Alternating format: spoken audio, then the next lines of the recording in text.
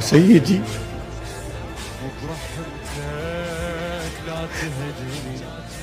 في اعتشاء حسين تعقيبا كربلاء، اللهم شافي كل مرضى المسلمين بحق محمد وآل محمد. لا يجيني الموت عالباب وتهل القبر ويطمني التراب، لا يم الأهل لا يم الأحباب، لا يم الأهل لا يم كاتب عالراية.